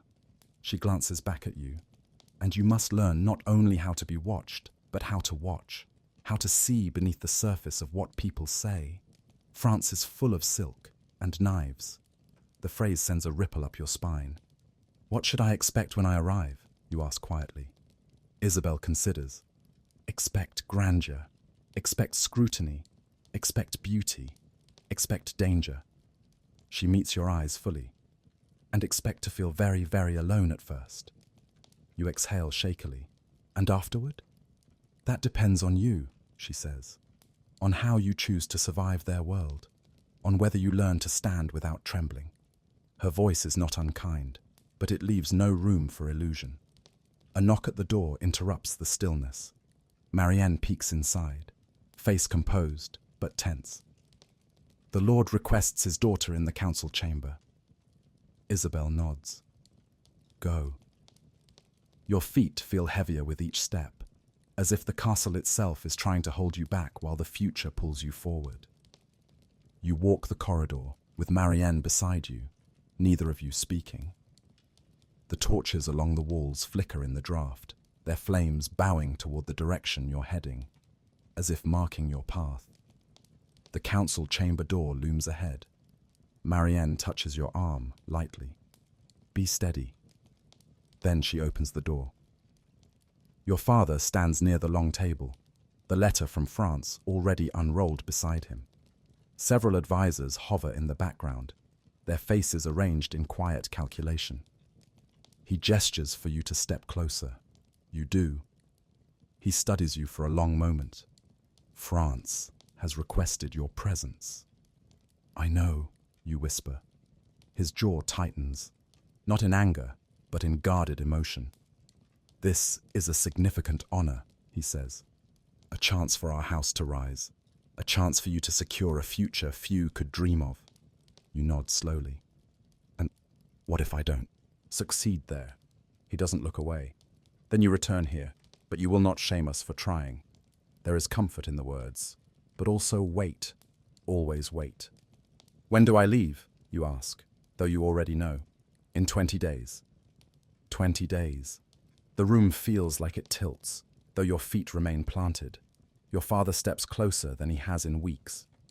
You are prepared for this, he says, more than you think. You are not sure he's right, but you bow your head. I will try, you say softly. That, he replies, is all I ask. You leave the chamber in silence. Anna waits outside, her hands clasped tightly. The moment she sees your face, her breath escapes in a whisper. It's true. You nod. Her eyes shimmer, but she doesn't look away. Then I will help you pack. I'll help you prepare. I'll help you with everything. You exhale shakily, a small, grateful sound. I don't want to go alone. You won't, Anna says. Not while I can walk beside you. And for the first time since the letter arrived, something warm flickers inside your chest. Fragile, but stubborn. Hope. Because no matter what France expects, no matter what is waiting on the other side of the sea, you won't face it entirely alone. Not yet. Not while Anna is here. Not while Lady Isabel is watching. Not while you still have time to shape the person you will become. 20 days. 20 days until everything changes. The castle does not feel the same after the letter from France. It is as though every stone has learned a new rhythm overnight. Every corridor humming with a tension that makes even the warmest rooms feel colder. Servants who once moved without urgency now rush from one task to another, carrying bolts of cloth, polished boots, ledgers of supplies.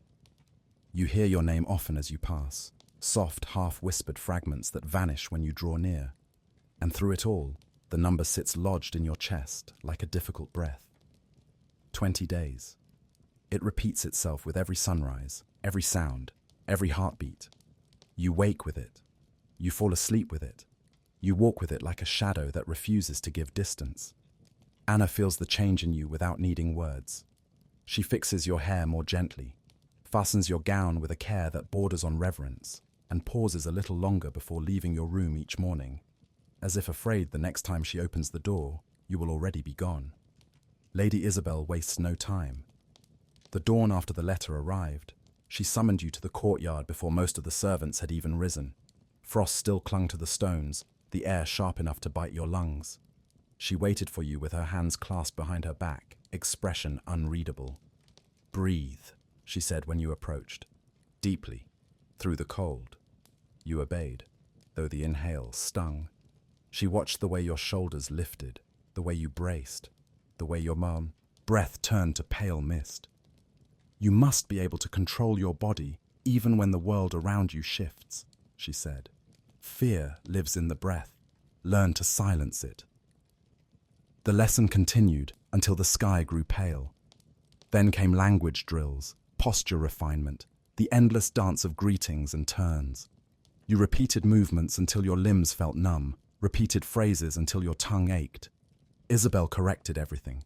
Your footing, your tone, the angle of your hands, the way you glanced aside when uncertain. At times it felt impossible. At times it felt cruel. But each correction built a strange kind of strength, layer by layer, until you began to feel something unfamiliar beneath the fear. Steadiness, even if faint, even if delicate as frost. Lady Marianne continued her part of your preparation with equal intensity. Your days were crowded with fittings, fabric draped, pinned, reshaped. Seamstresses murmured around you in soft, concentrated tones as they worked. Bolts of cloth from distant regions filled the solar. Deep violet wool, rose-hued silk, a moss-green brocade threaded with gold. Each one meant to say something about you before you ever spoke.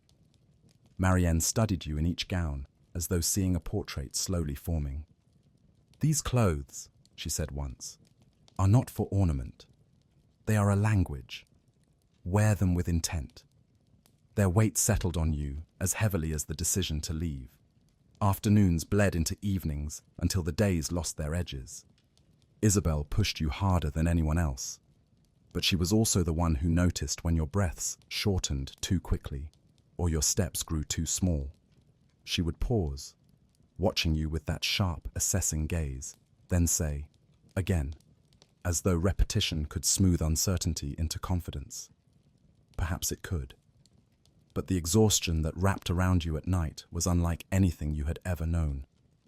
There were moments when you wondered if your body would simply decide to stop. Stop moving, stop thinking, stop bending itself into the shape France required. It finally caught up to you on the 9th night. You returned to your room dragging your feet, fingers numb, eyes burning with the strain of holding yourself together. Anna gasped quietly when she saw your face. She helped you undress with careful hands, guiding your arms through the fabric as though you were a fragile vessel. "You're pushing too hard," she whispered. "I don't have a choice." "Everyone has a choice," she insisted softly, though the words held uncertainty. "Even you." You wanted to believe her. You wanted to feel like this path was yours, not simply the one you were forced to walk. But the truth was murkier, tangled in duty and expectation. When sleep finally took you, it felt less like drifting and more like falling. The next morning, Isabel greeted you with something entirely unexpected. A warm brass cup of spiced wine. She handed it to you without explanation, watching as you wrapped your cold fingers around it. "You're tired," she said simply. You stiffened, unsure whether it was a reprimand, but then she added, "I pushed too far yesterday."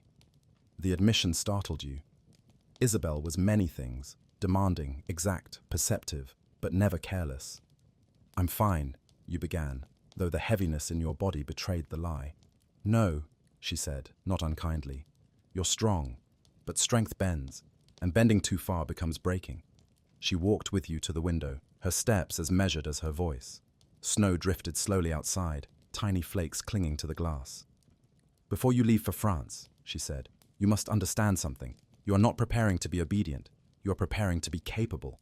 You nodded, though the distinction felt too large to fully hold. She turned to face you. France has a way of swallowing the unprepared, not out of cruelty, simply out of its own momentum. You must learn to stand before it, not be swept with it. Her words stayed with you for the rest of the day. Later, during a moment of stillness in the gallery, she stepped forward again. "Tell me," she said softly, "when they watch you, what do you think about?" You hesitated. "That I must not disappoint." She studied you. "Disappointment is the least of your concerns. You must think about who you want them to see, who you choose to be." The idea made your breath hitch. Choose, be, not follow, not mirror, not please, but choose. As night fell, she tested you once more, this time in the busiest corridor of the great hall.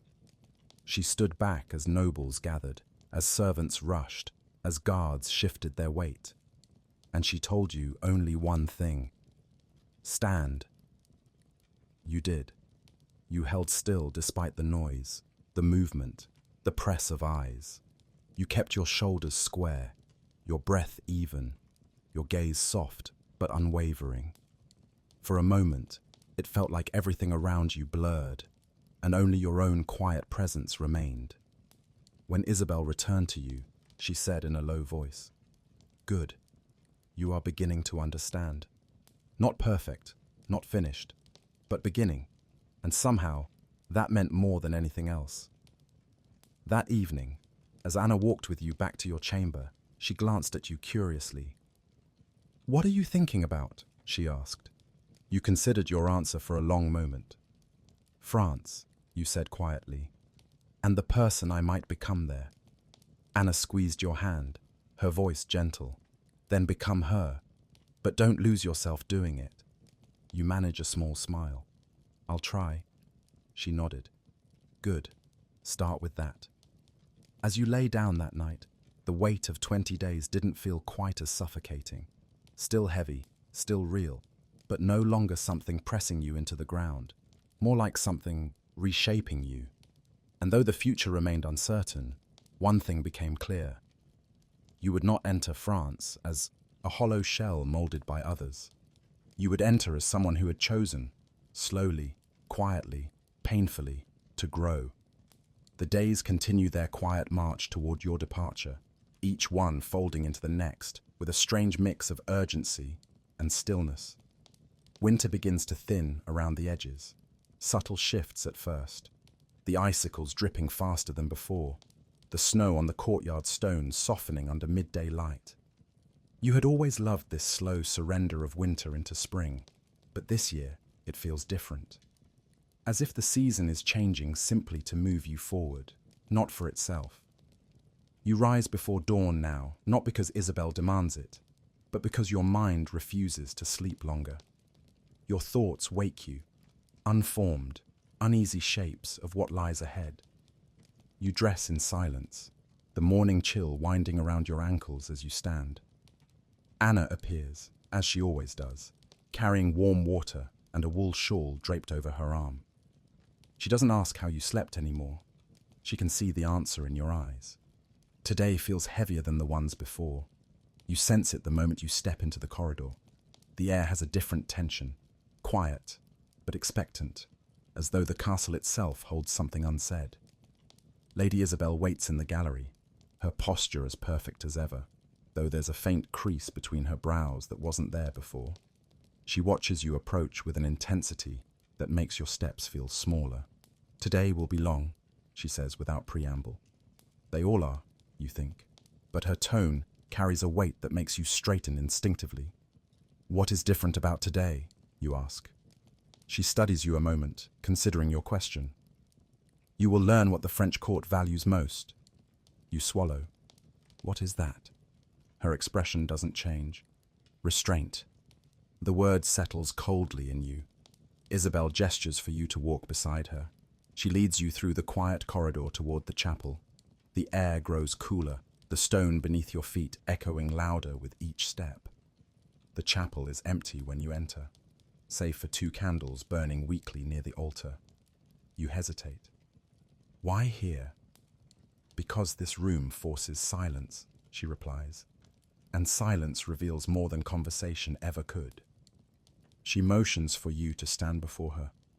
Today, she says, I will teach you how to be quiet in a way that commands attention, not fades into it.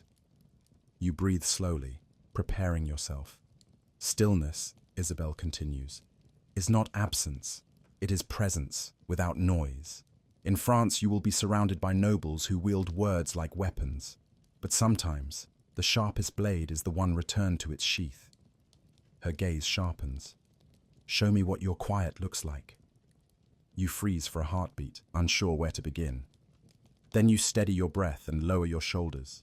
You let your hands fall calmly at your sides, letting the weight of your gown anchor you. The chapel hums faintly with draughts of cold air slipping through the cracks in the ancient stone. Isabel circles you once, slow, silent. You feel her studying the slope of your shoulders, the way your chin lifts, the shifting of your breath. After several long moments, she stops behind you. You are thinking too loudly. You blink. Thinking. Loudly. Your breath betrays you, she says. Your fingers twitch. Even your eyes give away that you're waiting for my approval. That is noise, even without sound. You inhale, steadying your nerves as best you can. How do I quiet that? By choosing what you feel, Isabel says, stepping in front of you again. Not letting the feeling choose you. She stands close enough that you can see the faint frost clinging to her cloak. Try again. You close your eyes, but she touches your wrist lightly, No, keep them open. Quiet is not retreat, it is standing.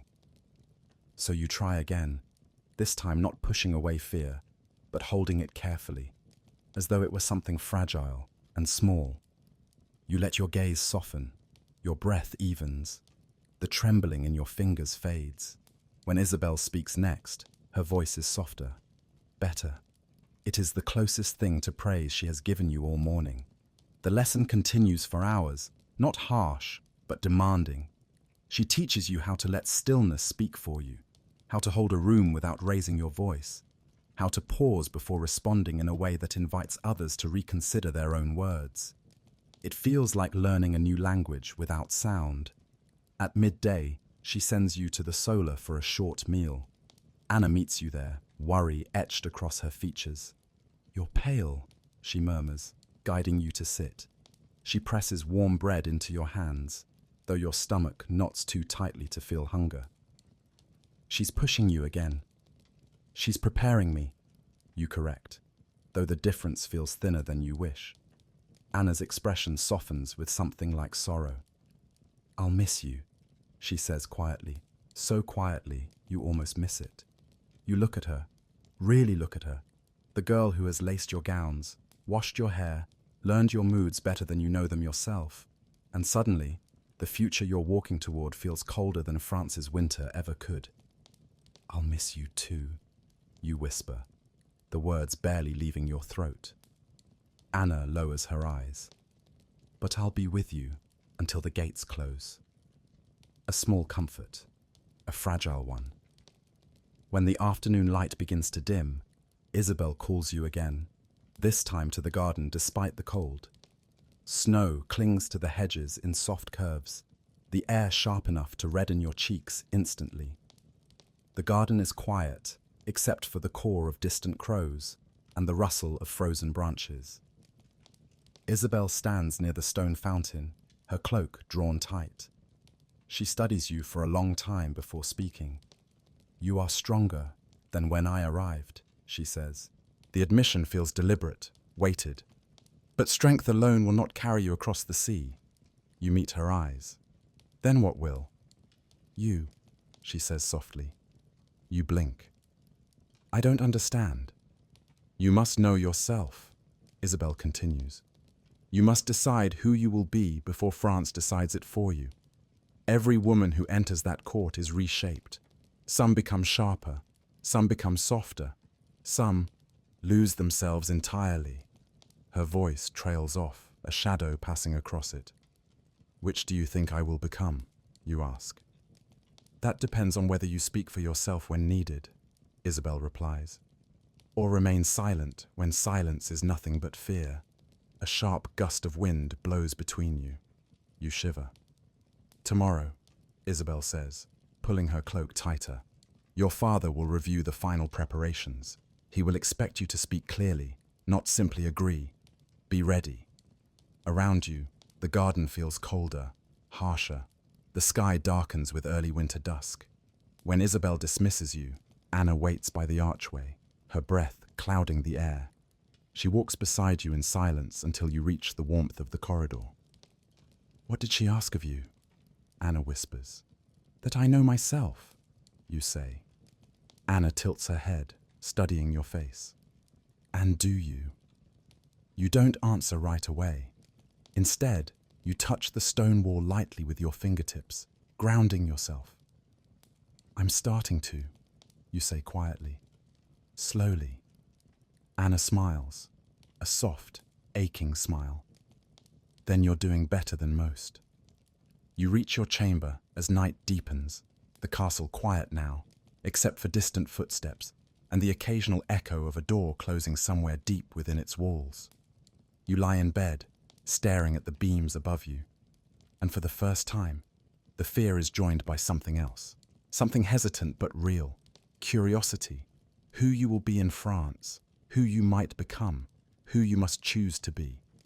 The night settles heavy around you, and as sleep finally begins to pull at your eyes, you realize you are no longer only preparing for France, you are preparing for yourself. The morning you feared and waited for arrives quietly, No trumpet, no sudden noise.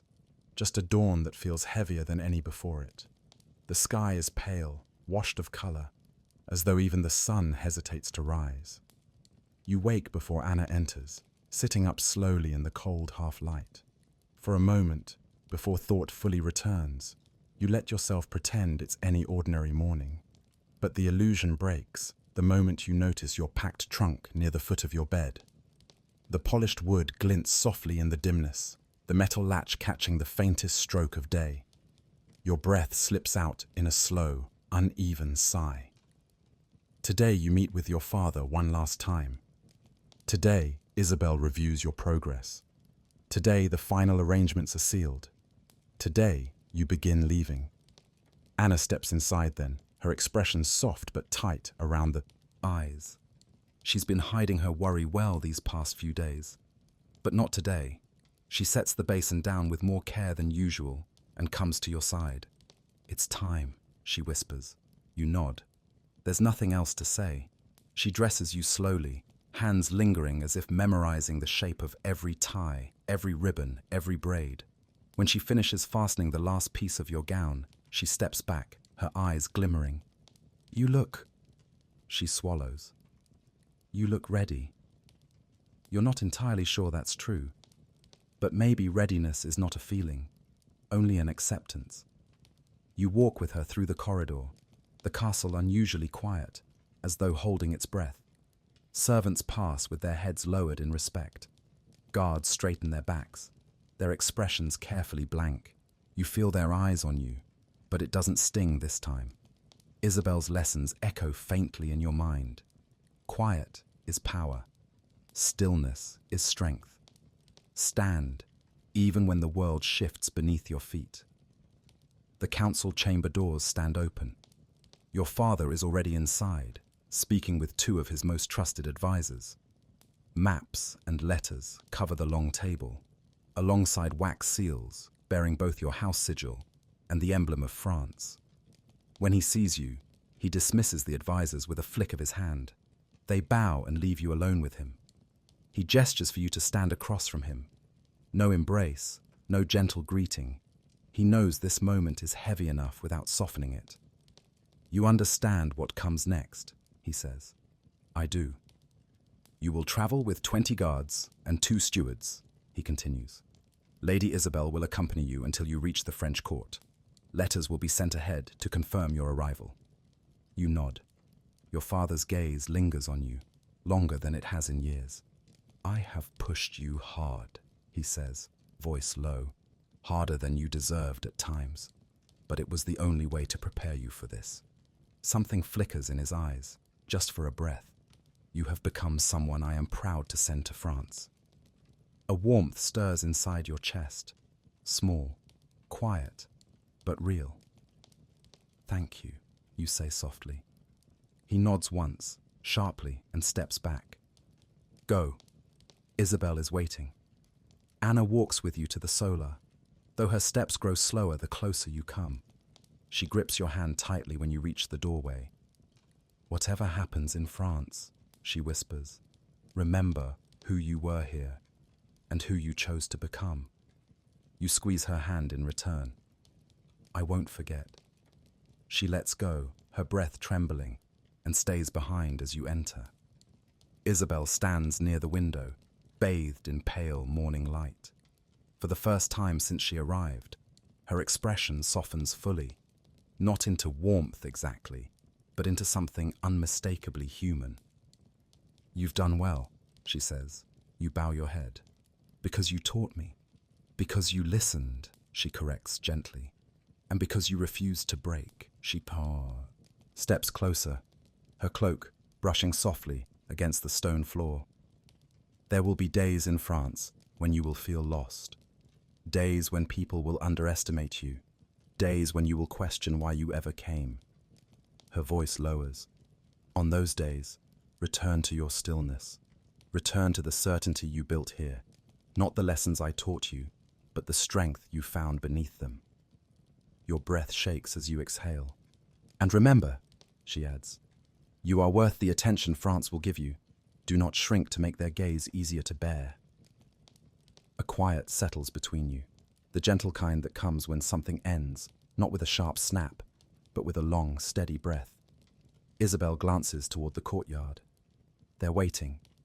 The guards, the horses, the carriage, the path that will take you away from this castle, your home, everything familiar. Your legs feel heavier with each step as Isabel leads you to the gate. The courtyard is alive now. Horses stamped and ready, banners fluttering, the carriage wheels dusted with frost. A crowd has gathered to see you off, servants lining the steps, noble women standing in small clusters, guards forming a respectful path. Your father stands near the gate, arms crossed, chin lifted. Anna stands a little behind him, her hands clasped tightly in front of her. You descend the steps slowly, each one echoing louder than the last. The cold air touches your face gently, almost tenderly, as if offering one final memory of home. When you reach Anna, she steps forward and wraps her arms around you. It's quick, too quick, but meaningful, the hug carrying every unspoken word between you. "Come back safe," she whispers, her voice breaking. You nod, unable to speak. Your father offers his arm for a brief, formal farewell. You touch his sleeve lightly. "Make us proud," he says quietly. "I'll try." Then Isabel places her hand on your shoulder, guiding you toward the carriage. You take one last breath of the winter air, one last glance at the stone walls that raised you, and then you step inside. The door closes. The carriage shifts. The wheels begin to turn. As the castle gates open before you, you don't feel the fear you expected. Instead, you feel something steadier, something that belongs to you alone. A quiet courage. The path stretches ahead, white with melting snow, the sky slowly brightening above it. France waits. The unknown waits. A future you cannot yet shape waits. But you are not the same girl you were before the letters came, before Isabel arrived, before the 20 days changed you. You face forward, and the carriage carries you toward the sea. If you've reached this point with your eyes heavy and your breath softening, I hope this story helped you unwind. Thank you for listening, and may the quiet of the night carry you the rest of the way into sleep. Good night.